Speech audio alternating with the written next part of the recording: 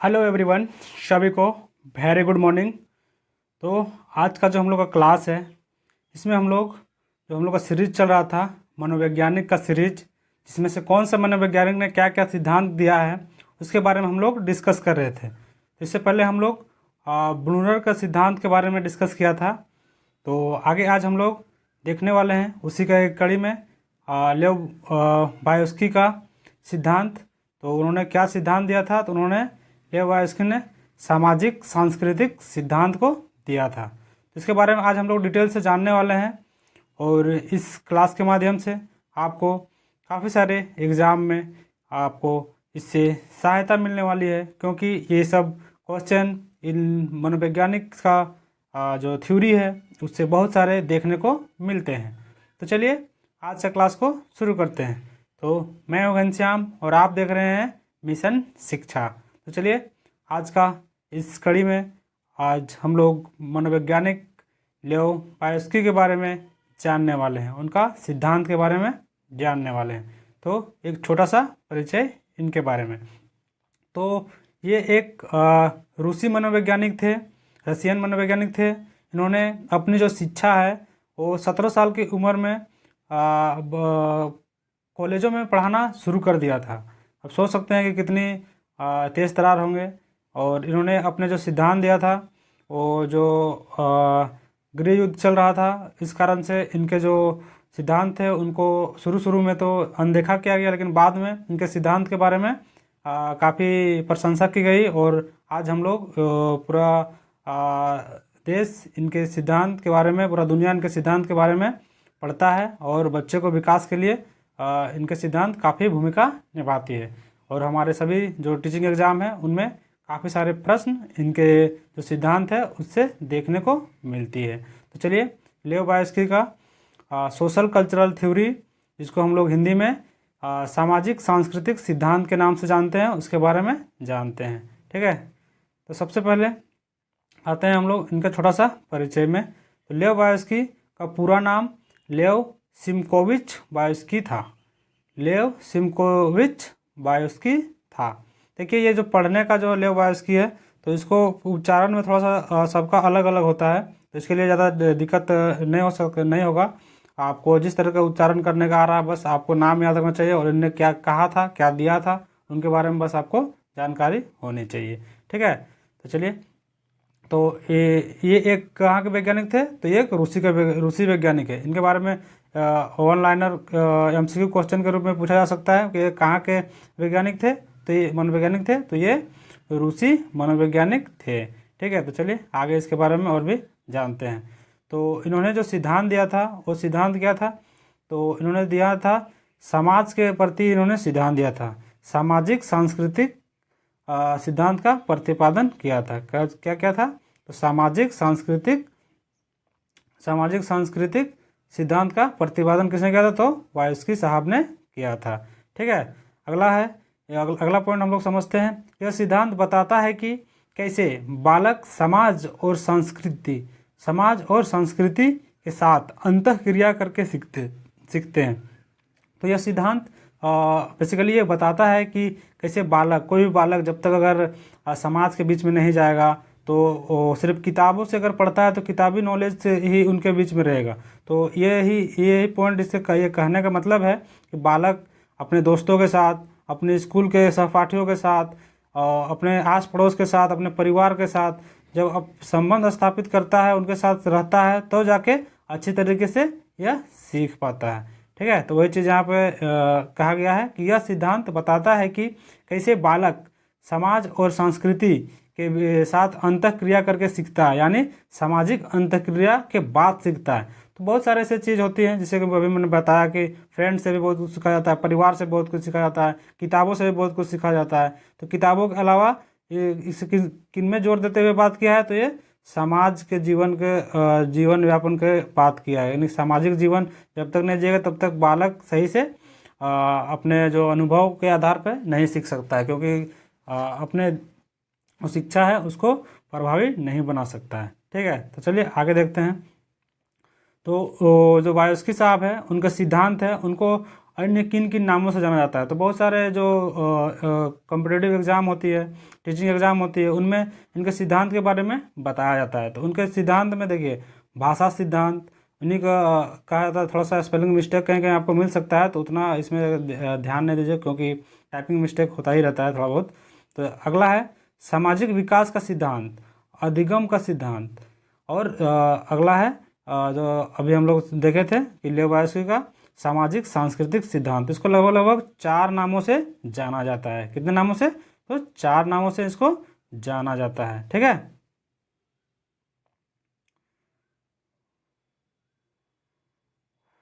आगे हम लोग चलते हैं, आगे देखते हैं।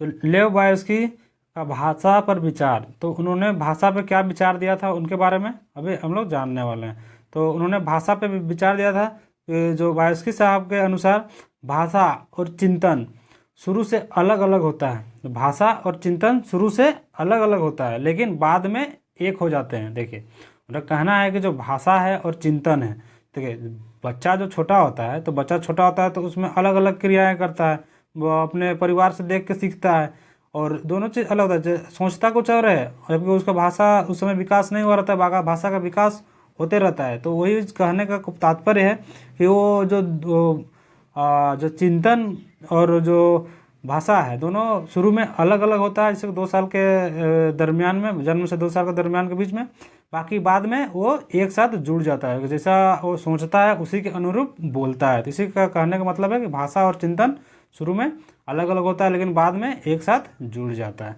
अगला पॉइंट है कि वायस्की साहब ने कहा पहले भाषा आती है, बाद में विचार आती है। देखिए कोई भी अगर चीज़ हमको सोचना है, तो सोचना विचार अगर करना है तो हम लोग किस में करेंगे?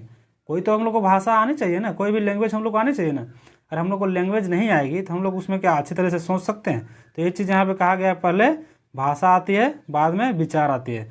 तो जबकि एक और मनोवैज्ञानिक थे जीन पियाजे, उनका कहना था, उसी चीज़ को मैं इस जो दोनों के बीच में जो मतभेद था दोनों का सिद्धांत में, तो वही चीज़ मैं यहाँ पे पॉइंट आउट कर दिया हूँ कि जो जीन पियाजे का कहना था कि पहले विचार आती है फिर भाषा आती है। तो ये इसका मतभेद होगा। तो बहुत सारे क्वेश्चन में पूछा जाता है कि मतभेद और भाषा में।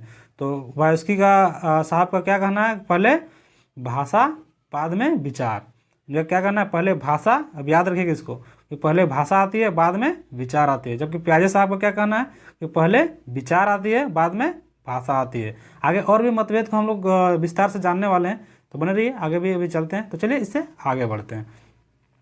नेक्स्ट है निजी भाषा या तो आंतरिक भाषा। निजी भाषा या आंतरिक भाषा का कहने का आशय है कि हम लोग को बच्चे जो कुछ भी कार्य करते हैं या कुछ भी चीज़ सोचते हैं, तो जैसे कि बच्चे कुछ भी चीज़ खेल रहे हैं, तो अपने आप में बात करते रहते हैं, ठीक ना। तो उसको हम लोग क्या कहते हैं? निजी भाषा कहते हैं या आंतरिक भाषा कहते हैं, अपने आप में बोलते रहना। तो उसके बारे में ही इसमें कहा गया है। तो यही चीज़ को इसमें डिटेल दिया हुआ है। जैसे कि अभी हम लोग कुछ चीज़, मान लो मोबाइल में है, कुछ चीज़ पढ़ रहे होते हैं, तो उसमें हम लोग टाइपिंग करते हैं। जैसे कि मिशन शिक्षा, तो मिशन शिक्षा क्या है? निजी भाषा है, प्लस में साथ में हम लोग उसको टाइपिंग करके सर्च भी कर रहे हैं कि यूट्यूब चैनल का नाम क्या है, तो उसका नाम है मिशन शिक्षा, जिसके जरिए हम लोग को काफ़ी सारे ज्ञान मिलते हैं और हम अपने जो पढ़ाई है उसको बेहतर बनाते हैं। तो इसी तरह का निजी भाषा उसी को कहा जाता है। तो इसमें क्या कहा गया? इसमें बच्चा अपने ही कार्यों को निर्देश देने के लिए भाषा का प्रयोग करता है। तो अपने जो कार्य है, जो करता है, उसी को निर्देश देने के लिए भाषा का प्रयोग करता है, ठीक ना।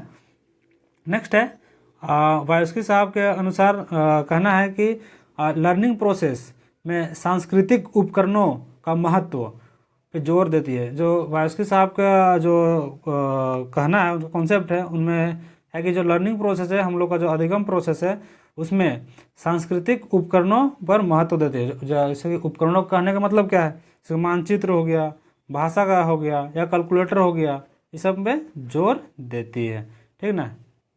चलिए इसके आगे डिस्कस करते हैं।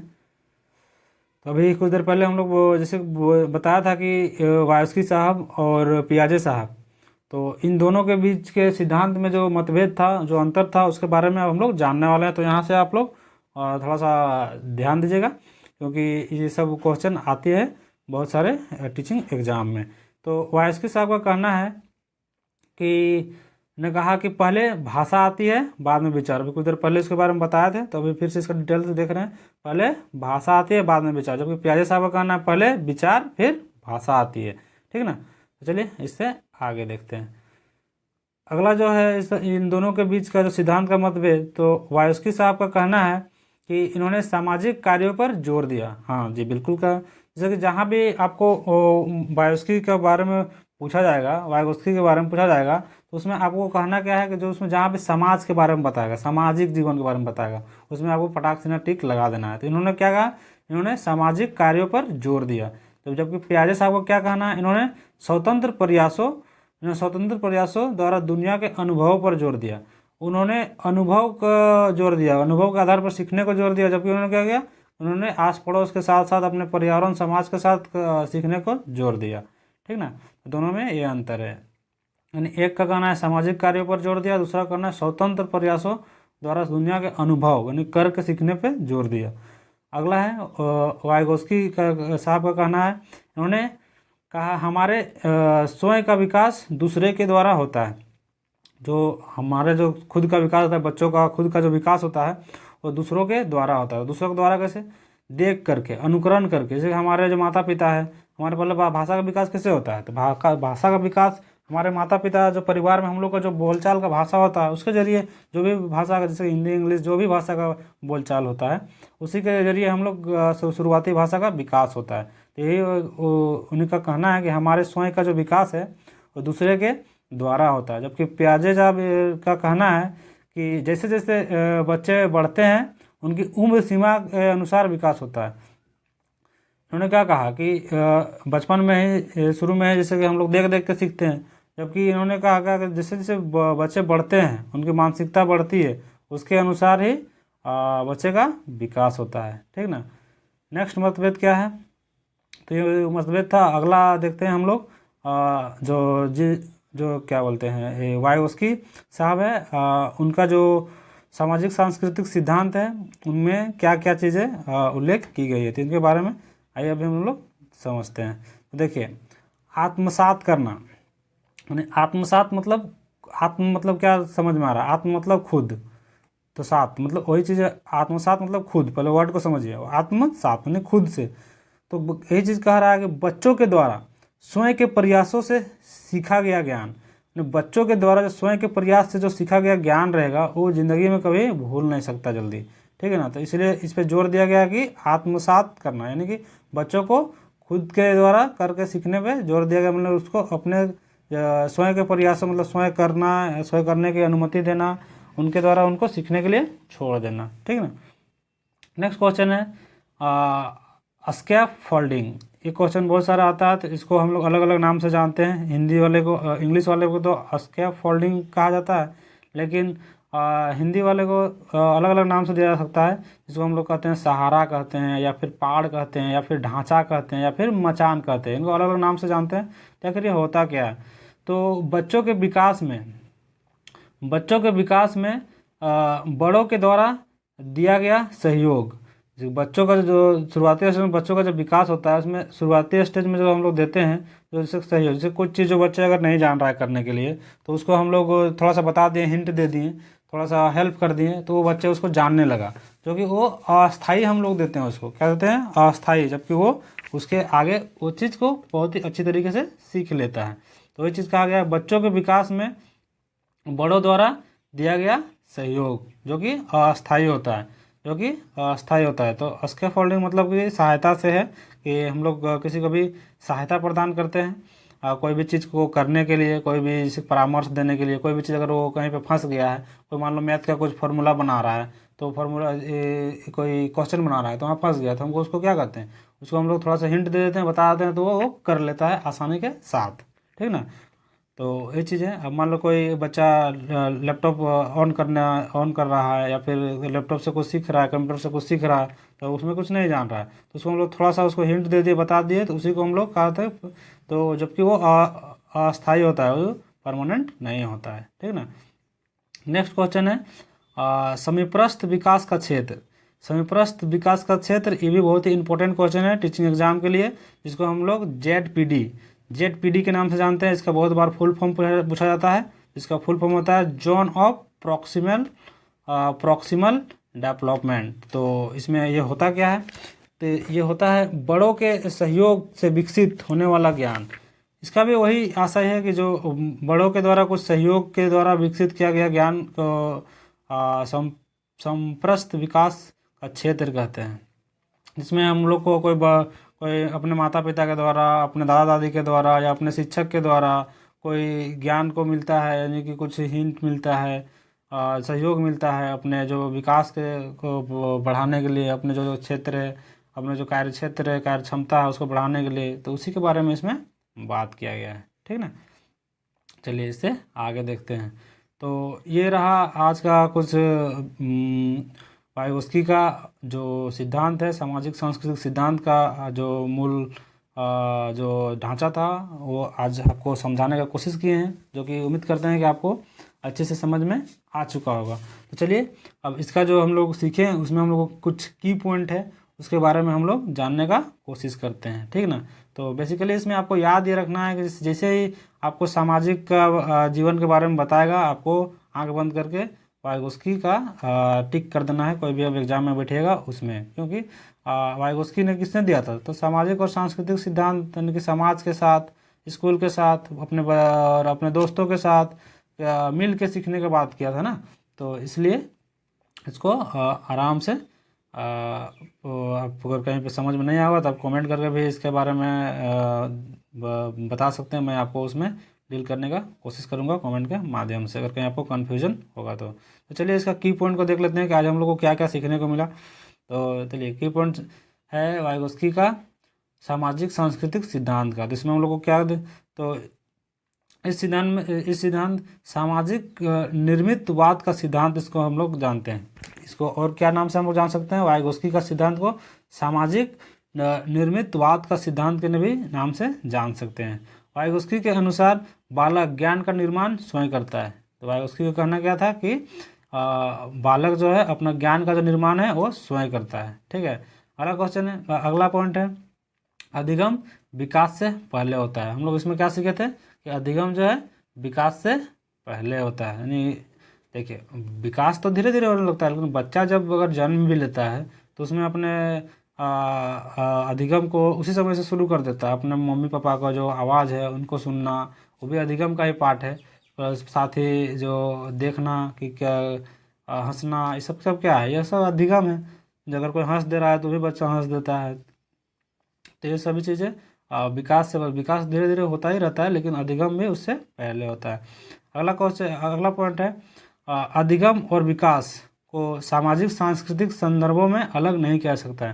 तो अधिगम और विकास को सामाजिक सांस्कृतिक संदर्भों से अलग नहीं कहते। जी अभी जैसे कि बताया कि आप अगर समाज से ही कोई भी चीज़ को लगभग सीखते हैं, क्योंकि बचपन में तो कोई बच्चा तो बुक तो पढ़ता नहीं है, बुक तो पढ़ने जानता नहीं, क्योंकि उसका विकास, भाषा का विकास नहीं हुआ रहता है, उसका संज्ञानात्मक विकास नहीं हुआ रहता है। तो उस स्थिति में बालक कैसे सीखता है, तो वो अपने आस पड़ोस, अपने माता पिता, अपने परिवार को देख के अनुकरण करके सीखता है। तो ये अलग कहा गया है कि अधिगम और विकास को सामाजिक सांस्कृतिक संदर्भों से अलग नहीं किया सकता, क्योंकि समाज को और विकास को और अधिगम को दो सबको एक साथ ही रखा जाता है, क्योंकि इसको अलग नहीं देखा जा सकता। अगला है भाषा अधिगम और भाषा अधिगम विकास में केंद्रीय भूमिका निभाता है। भाषा अधिगम यहाँ पे और आ गया है, ये चीज़ यहाँ पे शायद नहीं होगा।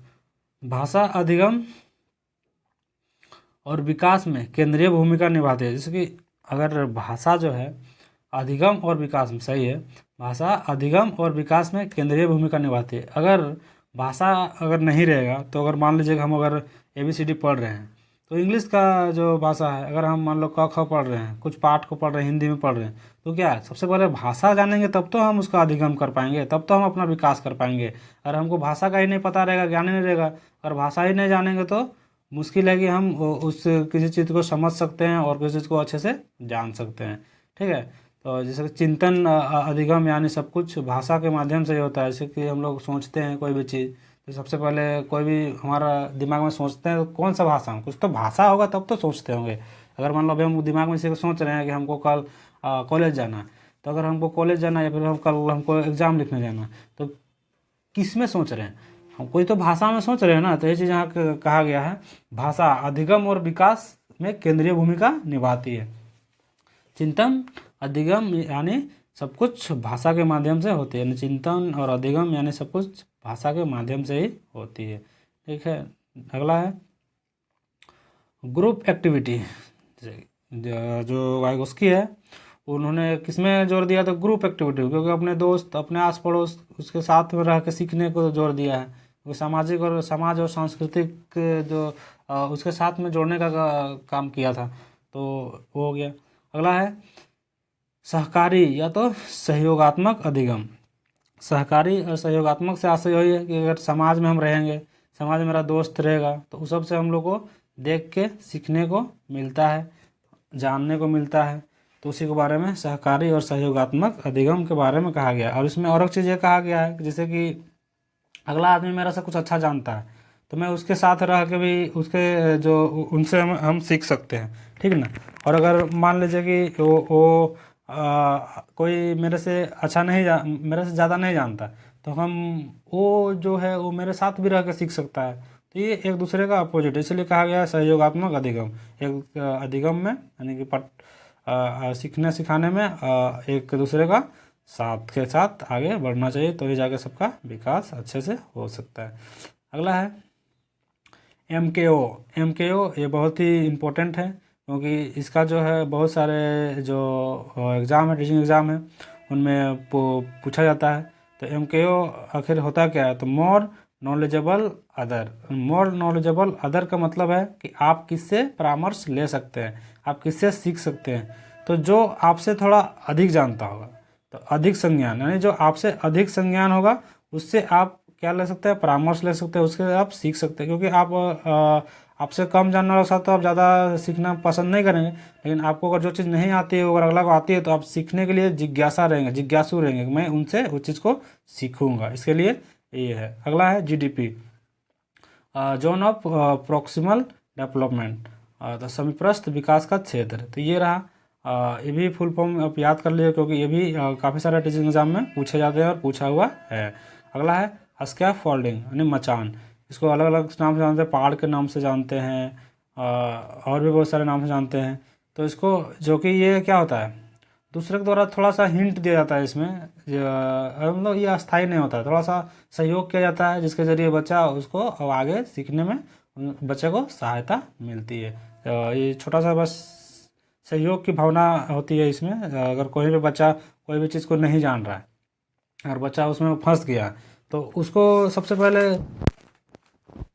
जैसे कि वाइगोस्की साहब का कहना था कि जो बालक है, अगर वो सामाजिक सांस्कृतिक वातावरण से सीख रहा है, तो उसको सीखने देना चाहिए। और अगर बालक अगर सीखते सीखते कहीं पे फंस गया, तो सीखते सीखते कहीं पे फंस गया, कोई भी काम को करते करते कहीं पे फंस गया, जब तक वो नहीं फंसा है तब तक आपको उस चीज़ का सहयोग नहीं करना है। क्योंकि जब तक वो जान रहा है तब तक उस चीज़ को उसको अपने से करने देना है। जहाँ पे वो थोड़ा सा फंस जाएगा वहाँ पे आपको हिंट देना है और सिखाना है। इसके बारे में बात किया गया था, ठीक है। तो ये रहा आज का कुछ सेशन, जिसमें हम लोग आज डिस्कस किए हैं सामाजिक सांस्कृतिक सिद्धांत का, वाइगोस्की का सामाजिक सांस्कृतिक सिद्धांत के बारे में। तो और भी इसी तरह का सिद्धांत का वीडियो देखने के लिए आपको मैं प्लेलिस्ट बना दिया हूँ, तो आप नीचे प्लेलिस्ट में जाके देख सकते हैं और अपने जो ज्ञान है उसको उनका बढ़ा सकते हैं। और अपने जो टीचिंग एग्ज़ाम में आप जो शिक्षक बनने के कड़ी में आप आगे बढ़ रहे हैं, तो उसमें आपको जल्द से जल्द सफलता मिल सकती है। क्योंकि ये सब थ्योरी है, इससे काफ़ी सारे क्वेश्चन आपको देखने को मिल जाएंगे। जैसे कि सीटेट हो गया, बहुत सारा स्टेट का टेट एग्ज़ाम हो गया, साथ में भी आपका और भी KVS वगैरह का जो एग्ज़ाम होता है उस सब में आपको काफ़ी सारे प्रश्न इससे देखने को मिलेंगे अलग अलग प्रकार के। तो उम्मीद करता हूँ कि आज का सेशन से आपको सीखने को जानने को मिला होगा। तो अगर आपको सेशन अच्छा लगा तो वीडियो को लाइक कर लीजिए, और अगर हमारे चैनल पे अगर नए हैं तो चैनल को सब्सक्राइब कर लीजिए और भी इसी तरह का इंटरेस्टिंग ज्ञान से रिलेटेड वीडियो देखने के लिए। तो चलिए आज के लिए बस इतना ही, फिर मिलते हैं एक नए फ्रेश टॉपिक के साथ। तो अभी के लिए बाय बाय, जय हिंद, वंदे मातरम।